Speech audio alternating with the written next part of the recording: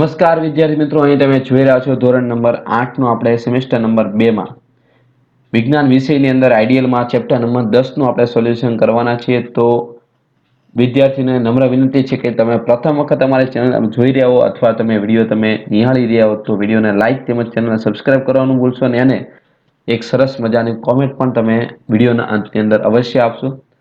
તો શરૂઆત કરીએ આજનું સોલ્યુશન તરફ। તો એમાં ક્વેશ્ચન નંબર 5 છે, એક બે વાક્યમાં ઉત્તર। કંપન કોને કહેવાય છે? તો કે એક સ્થાનથી બીજા કે આગળ પાછળ થતી પદાર્થની ગતિ, એટલે આ રીતે થતી ગતિને આપણે કંપન કહીએ છીએ। બીજું, કયા સંગીતના વાદ્યોને ફક્ત ટીપવામાં કે અથડાવવામાં આવે તો એમાંથી ધ્વનિ ઉત્પન્ન થાય? તો કે મંજીરા છે, માણ એટલે કે સાંકડા મોઢાવાળો માટીનો ઘડો હોય તે, કરતાલ હોય, આ બધા જ। ધ્વનિ કેવી રીતે ઉત્પન્ન થાય? કે કંપન કરતી વસ્તુ હોય તેના દ્વારા ધ્વનિ ઉત્પન્ન થાય।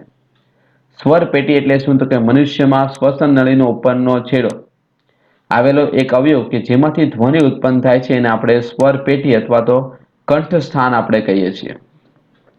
સ્વર તંતુ એટલે શું? તો કે સ્વર પેટી અથવા કંઠ સ્થાનની આસપાસ ખેંચાયેલા તંતુ કે જેમના વડે હવાને પસાર થવા માટે એક સાંકડી તિરાડ એટલે કે સ્લિટની રચના હોય જેને આપણે સ્વર તંતુ કહેવાય છે। કયા કયા માધ્યમમાં ધ્વનિ પ્રસરણ થઈ શકે? તો ત્રણે ત્રણ માધ્યમની અંદર ઘન, પ્રવાહી અને વાયુ। અવાજનું પ્રસરણ શામાં થઈ શકતું નથી? ખાલી એક જ એવું માધ્યમ છે જ્યાં પ્રસરણ થાય નહીં, શૂન્યાવકાશ। ચલો એના પછી કાનના પડદાનું કાર્ય શું છે? તો કાનમાં પ્રવેશેલો ધ્વનિ કાનના સંવેદનશીલ પડદાને આપણે કંપિત કરે, ધ્રુજારી આપે। કાનનો પડદો આ કંપનોને આંતરિક કાન સુધી મોકલે છે અંદરના ભાગમાં, અને ત્યાંથી આપણા મગજ સુધી સંદેશો પહોંચાડે છે। એટલે એ વસ્તુ આપણે કે ધ્વનિ આપણે સાંભળી શકીએ છીએ। ચલો, 1 હર્ટ્ઝ એટલે શું? તો કે 1 સેકન્ડ દીઠ એક દોલન થાય તો તે આવૃત્તિને આપણે 1 હર્ટ્ઝ કહેવાય। એના પછી 10મું એક તમને દાખલો આપેલો છે કે એક પદાર્થ 1 સેકન્ડમાં 20 વખત દોલન પૂર્ણ કરે છે, બરોબર? તો આવૃત્તિ કેટલી છે? આવૃત્તિનું સૂત્ર છે દોલનની સંખ્યા છેદમાં લીધેલો સમય। દોલન કેટલા પૂર્ણ કરે છે? 20। કેટલા 1 સેકન્ડમાં? એટલે છેદમાં આવશે 1, એટલે તમારો જવાબ શું બનશે? 20 હર્ટ્ઝ। 11મું, ધ્વનિની પ્રબળતા કંપ વિસ્તાર સાથે શું સંબંધ ધરાવે છે? તો કે ધ્વનિની પ્રબળતા ધ્વનિ ઉત્પન્ન કરતા કંપ વિસ્તારના વર્ગના કેવા છે? સમપ્રમાણમાં હોય છે। એટલે કે જેમ ધ્વનિની પ્રબળતા વધુ હોય તેમ કંપ વિસ્તાર વધુ, અને જેમ પ્રબળતા ઓછી એમ કંપ વિસ્તાર એનો ઓછો હોય। ચલો, એક દાખલો આપેલો છે કે જ્યારે મચ્છર પોતાની પાંખને 5000 કંપન પ્રતિ સેકન્ડ એટલે 1 સેકન્ડમાં 5000 સોરી અહીં તમને એક દાખલો આપેલો છે, જોઈએ આપણે કે જ્યારે મચ્છર પોતાની પાંખોને 500 કંપન પ્રતિ સેકન્ડ 1 સેકન્ડમાં 500 વખત બરોબર તે દરથી કંપન કરે છે ત્યારે મચ્છર દ્વારા ધ્વનિ ઉત્પન્ન થાય છે। તો હવે એ કંપનનો આવર્તકાળ મારે શોધવાનું છે। તો પહેલા તો આપણે અહીંયા આવૃત્તિ કેટલી છે તે આપણે જોઈએ। આવૃત્તિ તમને આપેલી છે, તેના ઉપરથી 500/1 એટલે 500 હર્ટ્ઝ આવશે। એનો મતલબ એવો થાય કે ભાઈ 500 કંપન કરવા માટે એને 1 સેકન્ડ જેટલો સમય લાગે છે, તો એક કંપન માટે કેટલો સમય લાગે? તો 1/500 એટલે 0.002% એટલે કે સેકન્ડ। એક કંપન માટે એટલો સમય લે છે। 13મું, ધ્વનિના અગત્યના ગુણધર્મ શું છે? તો કે 2 છે, કંપ વિસ્તાર અને આવૃત્તિ। જ્યારે કંપનનો કંપ વિસ્તાર વધારે કે નાનો હોય ત્યારે ઉત્પન્ન થતો ધ્વનિ કેવો હોય છે? કંપ વિસ્તાર જો નાનો હોય તો ધ્વનિ નબળો યાની મંદ હોય છે, અને કંપ વિસ્તાર જો વધારે હોય તો ધ્વનિ કેવો હોય છે? પ્રબળ। જે અત્યારે બોલું છું એ પ્રબળ ધ્વનિ છે, અને ધીમે ધીમે બોલીએ તો તે કંપ વિસ્તાર નાનો કહેવાય અને નબળો ધ્વનિ કહેવાય। ધ્વનિની પ્રબળતા કેમાં મપાય? તો કે ડીબી યાની ડેસિબલ। ડ્રમ અને સિસોટી પૈકી શેમાંથી ઉત્પન્ન થતો ધ્વનિ તીણો હોય છે? તો કે જેની આવૃત્તિ ઓછી હોય, બરોબર, એટલે કે ડ્રમની આવૃત્તિ ઓછી છે એટલે તે કંપન કરે છે, તેથી એને ઓછા પીચ વાળો ધ્વનિ કહેવાય। જ્યારે સિસોટી છે વધુ આવૃત્તિથી કંપન કરે, એની પીચ વધારે હોય, આથી સિસોટીની ધ્વનિની પીચ વધુ હોવાથી ઉત્પન્ન થતો ધ્વનિ તીણો વધારે હશે। પુરુષો, સ્ત્રીઓ અને બાળકોના અવાજ કેમ જુદા જુદા હોય છે? કે જ્યારે પુરુષોના સ્વર તંતુ જે હોય છે તે 20 mm જેટલા લાંબા હોય છે, સ્ત્રીની અંદર 15 mm જેટલા લાંબા હોય છે, અને બાળકોમાં સ્વર તંતુ ખૂબ જ ટૂંકા હોય। એટલે આ સ્વર તંતુની લંબાઈ બધાની અંદર અલગ અલગ હોય છે, જેના કારણે તમને અલગ અલગ અવાજ જોવા મળે છે। આકાશમાં વીજળી અને મેઘગર્જના એક જ સમયે અને આપણાથી એક સરખા અંતરે થાય છે, પરંતુ આપણને દેખાય પહેલા વીજળી, પછી આપણને મેઘગર્જના સંભળાય છે. કેમ એવું? તો હવે એના માટે તમારે અહીંયા એની ઝડપ ગોતવી પડશે કે બે જુદી જુદી વસ્તુ એક જ સ્થાનેથી એક ચોક્કસ સ્થાને પહોંચવામાં એક જ રસ્તે એક સરખી પરિસ્થિતિમાં ગતિ કરતી હોય, તો જે વસ્તુનો વેગ યાની ઝડપ વધુ હોય તે ઓછા સમયમાં આગળ પહોંચે. એટલે કે મેઘગર્જના એ ધ્વનિનો વેગ આશરે કેટલો છે? 344 છે. અને જ્યારે પ્રકાશનો વેગ કેટલો છે? 3 ગુણ્યા 10⁸ છે. એટલે 3 ની પાછળ 8 ઝીરો લગાવવાના. તો બરોબર, તો હવે એનો ગુણોત્તર આપણે મેળવીએ પ્રકાશ અને ધ્વનિનો વેગ, તો 10⁶ ગણો વધારે કહેવાય. એટલો વધારે છે કોનો વેગ? પ્રકાશનો વેગ. એટલે આપણને પેલા પ્રકાશ દેખાય ને પછી આપણને શું સંભળાય? ધ્વનિ. ચાલો નેક્સ્ટ છે અશ્રાવ્ય ધ્વનિ એટલે શું? તો 20 કંપન પ્રતિ સેકન્ડ કરતા ઓછી આવૃત્તિવાળા ધ્વનિ મનુષ્યના કાન વડે પારખી શકાતા નથી, જેને આપણે અશ્રાવ્ય ધ્વનિ કહેવાય. અશ્રાવ્ય ધ્વનિની આવૃત્તિ કેટલી છે? કે 20 હર્ટ્ઝથી ઓછી અને 20,000 હર્ટ્ઝથી વધારે. કયું પ્રાણી 20,000 હર્ટ્ઝ કરતા વધારે આવૃત્તિવાળો ધ્વનિ સાંભળી શકે? કૂતરો. અલ્ટ્રાસાઉન્ડ સાધનો કેટલી આવૃત્તિ પર કાર્ય કરે? તો 20,000 હર્ટ્ઝથી ઊંચી આવૃત્તિ હોય તેના ઉપર કાર્ય કરે અને તેનો ઉપયોગ તબીબી સમસ્યાઓની તપાસ કરવા માટે થાય. જો બધા જ વિદ્યાર્થી એક સાથે ખૂબ મોટેથી બોલે તો ધ્વનિ જે ઉત્પન્ન થાય એને આપણે શું કહીએ? ઘોંઘાટ. સંગીતનો ધ્વનિ એટલે શું? કે સંગીત વાદ્યો દ્વારા ઉત્પન્ન થતો ધ્વનિ કે જે કાનને આનંદ આપે એને આપણે સંગીતનો ધ્વનિ કહીએ છીએ. તમારી આસપાસ જોવા મળતા ઘોંઘાટના સ્ત્રોતોની યાદી, તો આમાં તમે ઘણી વસ્તુ લખી શકો કે ભાઈ શાળા છે, ફેક્ટરી છે, તે બધા શાક માર્કેટ છે, આ બધા તમે લખી શકો છો. એના પછી વ્યાખ્યા હવે લખવાની છે, તો કંપન, દોલિત ગતિ, આવૃત્તિ, ઘોંઘાટ અને પ્રદૂષણ. તો બધાના અહીંયા તમને ઉત્તર આપેલા છે. તમારે આમાંથી સરસ મજાના અક્ષરથી તમારે આઈડિયલમાં તમારે લખવાના રહેશે. ક્વેશ્ચન નંબર 7 છે એના પછી કે ભાઈ સંગીત વાદ્યને આપેલું છે એમાં કયો ભાગ કંપન કરે છે તે લખવાનું છે. જેમ કે ડ્રમ હોય તો એ ચામડાનો પડદો હોય તેના પર આપણે અથડાવીએ. મંજીરા હોય તો એના પતરા વડે બનેલી વસ્તુ છે એને અથડાવાથી. વીણા છે તે તણાયેલી દોરી હોય છે. તબલા છે તે ખેંચાયેલી સપાટી હોય છે. વાંસળી છે હવાના સ્તંભથી અવાજ ઉત્પન્ન થાય. એમાં ઢોલક છે એમાં પણ ખેંચાયેલી સપાટી હોય. સિતાર અને એક તારો એમાં તાર મૂકેલા હોય. ખેંચેલા તાર હોય એના ઉપર આપણે ધ્રુજારી આપવાથી અવાજ ઉત્પન્ન થાય. ક્વેશ્ચન નંબર 8 છે વિકલ્પો. એમાં પેલું કંપિત થતી થાળીમાં જો પાણી હોય તો પાણીમાં તરંગો ઉત્પન્ન થાય. નીચેનામાંથી ધ્વનિ શામાં ઉત્પન્ન થતો નથી? કે વસ્તુને અડકવાથી. શામાં અવાજનું પ્રસરણ સૌથી ઝડપથી થાય? તો હવા. ધ્વનિ ખાલી જગ્યામાં પ્રસરી શકે? તો કે ઘન, પ્રવાહી અને વાયુમાં. નીચેનામાંથી શેમાં ધ્વનિ પ્રસરણ પામી શકે?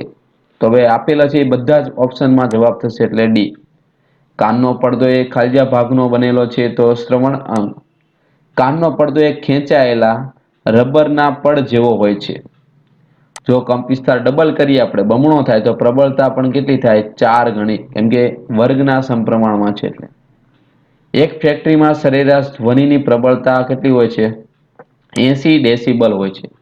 નીચેનામાંથી કોના અવાજની આવૃત્તિ ન્યૂનતમ હોવાની શક્યતા છે?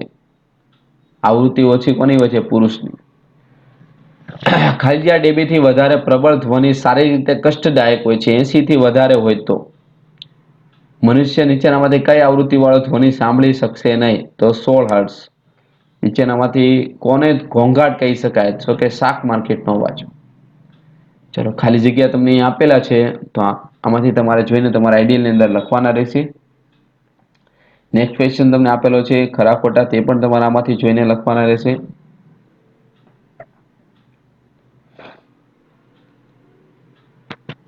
ચલો સાથે સાથે આપણે બીજું એક ચેપ્ટરનું પણ સોલ્યુશન આને કરવાના છે. તો જોઈએ આપણે ચેપ્ટર નંબર 11 વિદ્યુત પ્રવાહની રાસાયણિક અસરોનું પણ સોલ્યુશન આપણે કરવાના છે.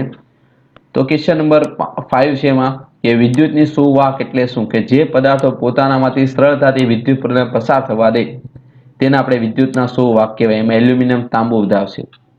વિદ્યુતના અવાહક કોને કહેવાય છે? કે જે પદાર્થો પોતાનામાંથી સરળતાથી વિદ્યુત પ્રવાહ પસાર થવા દેતા નથી તે બધા વિદ્યુતના અવાહક કહેવાય. રબર, લાકડું, પ્લાસ્ટિક. જ્યારે કોઈ ટેસ્ટરના મુક્ત છેડાઓને કોઈ દ્રાવણમાં આપણે ડુબાડીએ છીએ ત્યારે ચુંબકીય સોય કોણા વર્તન દર્શાવે છે. કેમ? તો કે દ્રાવણ એ વિદ્યુત વાહક હોવાથી વિદ્યુત દ્રાવણમાં વિદ્યુત પ્રવાહ પસાર થવાથી ટેસ્ટરનો પરિપથ પૂર્ણ થઈ જાય અને વિદ્યુત પ્રવાહ ટેસ્ટરમાંથી પસાર થાય છે અને તે ચુંબકીય અસર ઉપજાવે છે, એટલે ચુંબકનું સોયનું કોણાવર્તન થાય. શું શુદ્ધ પાણી વિદ્યુતનું વહન કરશે? તો જવાબ આવશે ના, કારણ કે શુદ્ધ પાણીની અંદર કોઈ ક્ષાર હોય નહીં, ખનિજ દ્રવ્યો હોય નહીં. તેથી તે ધન કે ઋણ આયન આપે નહીં. આથી તેઓ બનાવવા માટે એસિડ, બેઝ કે ક્ષાર અંદર નાખો તો જ તે વાહક બનશે. દરિયાઈ વિસ્તારમાં રહેનારા એક બાળક પોતાના ટેસ્ટરથી પીવાના પાણી અને સમુદ્રના પાણીનું પરીક્ષણ કરે છે. તે શું જોવે છે કે સમુદ્રના પાણી માટે ચુંબકીય સોય વધારે વિચલિત થાય છે. કેમ એવું? કારણ કે સમુદ્રના પાણી જે છે તેની અંદર વધુ માત્રામાં ક્ષારો ઓગળેલા હોય છે. આથી તેવા પાણીમાં જો ધન આયન અને ઋણ આયન પણ વધારે હોય, આથી તેમાં વિદ્યુતનું સારું કહેવાય, વધારે વાહક કહેવાય. એટલે તેમાંથી વધારે મૂલ્યનો વિદ્યુત પ્રવાહ પસાર થાય, એટલે ચુંબકીય સોય વધારે વિચલિત થાય. આગ લાગી હોય ત્યારે ફાયરમેન પાણીની નળીનો ઉપયોગ કરતા પહેલા તે વિસ્તારમાં મુખ્ય વિદ્યુત પુરવઠાનો બંધ કરી દે. કેમ એવું કરે છે? તો કે જે આગ ઓલવવા વાળા ફાયરમેન છે તે પાણીનો ઉપયોગ કરે છે ને તે નિશ્ચિત પાણી હોતું નથી, એટલે કે પાણીમાં અંદર ખનિજ ક્ષારો હોય છે જે વિદ્યુતના વાહક હોય છે. જો આવું પાણી તે છાંટે તો તે વિદ્યુત પુરવઠો ચાલુ હોય તો તેના ઉપર ઇલેક્ટ્રિક શોક લાગવાની સંભાવના રહે, તેના માટે. શું ધોધમાર વરસાદના સમયે કોઈ ઇલેક્ટ્રિશિયન માટે બહારની મુખ્ય લાઇનની મરામત કરવાનું સુરક્ષિત હોય? તો જવાબ આવશે ના, કારણ કે વરસાદનું પાણી એ વાદળમાંથી વરસતી વખતે નિશ્ચિત હોય છે. જેમ તે નીચે આવે તેમ વાતાવરણમાં રહેલા ક્ષાર અને ધૂળના રજકણ અને વિવિધ પ્રદૂષકો સાથે ભળે છે, જેથી તે નિશ્ચિત રહેતું નથી અને તે વિદ્યુતનું સુવાહક બની જાય છે. એટલે 8મો સવાલ છે, પહેલીએ સાંભળ્યું હતું કે વરસાદી પાણી એટલું શુદ્ધ હોય છે જેટલું નિશ્ચિત પાણી. તેથી તે એક સ્વચ્છ કાચના ગ્લાસમાં થોડું વરસાદી પાણી એકત્રિત કરીને ટેસ્ટી પરીક્ષણ કર્યું, પણ તે આશ્ચર્ય જોઈને થયું કે ચુંબકીય સોયનું કોણાવર્તન દર્શાવે. કેમ એવું? તો કે વાદળમાંથી વરસાદ સ્વરૂપે પડતું પાણી શરૂઆતમાં નિશ્ચિત પાણી જેટલું શુદ્ધ હોય, પરંતુ તે વાતાવરણમાં રહીને જેમ જેમ જમીન તરફ આવે એમ વાતાવરણની અંદર જે ક્ષાર છે, ધૂળના રજકણ છે, પ્રદૂષકો છે, આ બધા ભળી જાય અંદર અને તે સંપૂર્ણ નિશ્ચિત પાણી રહે નહીં. પરિણામે તે વિદ્યુતનું સુવાહક બની જાય છે અને તે ચુંબકીય સોયનું કોણાવર્તન કરે છે. 9મો ક્વેશ્ચન છે, વિદ્યુત પ્રવાહની ચુંબકીય અસર એટલે શું? તો કે વાહક તારમાંથી વિદ્યુત પ્રવાહ પસાર થતા તેની આસપાસ ચુંબકીય સોય કોણાવર્તન થાય છે. એનો એવો મતલબ થાય છે કે તે ચુંબક છે, આથી તે ચુંબકીય અસર કહેવાય. ચુંબકીય સોયને વિદ્યુત પ્રવાહનું વહન કરતા તારની નજીક મૂકવામાં આવે તો શું થાય? કોણાવર્તન થાય. અમુક મર્યાદા સુધી તાજા ફળ અને શાકભાજી વિદ્યુતનું વહન શા માટે કરે? કારણ કે તેમાં વિવિધ ક્ષારો હોય છે, તેના માટે. બટાટાના એક ટુકડામાં વિદ્યુત પ્રવાહ થોડા સમય માટે પસાર કરતા એનોડની આસપાસ કયા રંગનો ડાઘ વિદ્યુત પ્રવાહની અસરને લીધે જોવા મળે? તો તેની આસપાસ તમે જુઓ તો એનોડ એટલે કે બેટરીનો ધન છેડો સાથે જોડાયેલો જે ભાગ હોય ત્યાં લીલાશ પડતા ભૂરા રંગનો ડાઘ જોવા મળે. એના પછી ઇલેક્ટ્રોપ્લેટિંગ વસ્તુની યાદી, તો અહીં તમને ઉત્તર આપેલા છે, એ તમારે જોઈને લખવાના છે. આમાં જોઈને ઇલેક્ટ્રોપ્લેટિંગ કોને કહેવાય? તો કે વિદ્યુત વહન દ્વારા કોઈ પદાર્થ ઉપર કોઈ જરૂરી ધાતુનું આવરણ ચડાવવું, તે પ્રક્રિયાને. સાયકલના હેન્ડલ ઉપર કયા દ્રવ્યનું પ્લેટિંગ હોય છે? તો કે ક્રોમિયમ ધાતુનું. ઇલેક્ટ્રોપ્લેટિંગની પ્રક્રિયા પર્યાવરણ માટે જોખમી હોઈ શકે. કેમ? કારણ કે આ પ્રક્રિયા દરમિયાન ઉપયોગમાં લેવાતા વિદ્યુત વાહક દ્રાવણો પ્રદૂષણ કરતા છે. જો તેનો નિકાલ આપવામાં આવે તો માર્ગદર્શિકા મુજબ ન થાય તો પર્યાવરણ માટે તે જોખમી સાબિત થઈ શકે છે. એના પછી તમને અહીંયા વિદ્યુતના વાહક, સુવાહક પ્રવાહી છે અને મંદવાહક પ્રવાહી કયા છે તે આમાં તમને આપેલા છે. આમાંથી જોઈને તમારે લખવાના છે. એના પછી વિકલ્પની વાત કરીએ તો નીચેનામાંથી કોણ વિદ્યુતનું વહન કરે? ને રબર. વિદ્યુત પ્રવાહની ઉષ્મીય અસરને લીધે બલ્બ પ્રકાશિત થાય. એના પછીનો એ ઓપ્શન જવાબ થશે. ચોથું જોઈએ તો ખાલજીયા દ્રાવણ વિદ્યુતનું વહન કરતું નથી, તો કે ખાંડ. વિદ્યુત પ્રવાહને કારણે ખાલજીયા પ્રતિક્રિયાઓ થાય છે કે ઉષ્મીય, રાસાયણિક, ચુંબકીય આ બધી પ્રક્રિયાઓ થાય. ખાદ્ય પદાર્થોના સંગ્રહ માટે ઉપયોગમાં લેવાયેલા ટીનના ડબ્બાઓ લોખંડ અને ટીનનું ઇલેક્ટ્રોપ્લેટિંગ કરેલું હોય. બુજોના કાકાએ તેના ગામ નજીક એક ઇલેક્ટ્રોપ્લેટિંગ ફેક્ટરી સ્થાપી. તો હવે ફેક્ટરીના કચરા નિકાલ ક્યાં કરશે? તો કે સ્થાનિક સત્તા દ્વારા જે જાહેર કરેલું માર્ગદર્શિકા હોય ત્યાં જ. એના પછી તમને ખાલી જગ્યા આપેલી છે, આમાંથી જોઈને તમારે સોલ્યુશન તમારા આઈડિયલની અંદર સરસ મજાના અક્ષરથી તમારે લખવાનું રહેશે. નેક્સ્ટ છે ખરા ખોટા. હવે પછીના તમારે વિડીયોની અંદર બીજા બધા વિષયના તેમજ આના પછીના ચેપ્ટરના સોલ્યુશન અમે મૂકવામાં આવશે. તો તેના માટે તમારે ચેનલને સબસ્ક્રાઇબ કરવાની રહેશે અને જો વિડીયો તમને પસંદ આવ્યો તો તેને લાઇક આપવાનું ભૂલશો નહીં તેમજ એક સરસ મજાની કોમેન્ટ પણ આપો અને આ લિંક તમારા ફ્રેન્ડ સર્કલમાં શેર કરો. Thank you. જય ભારત.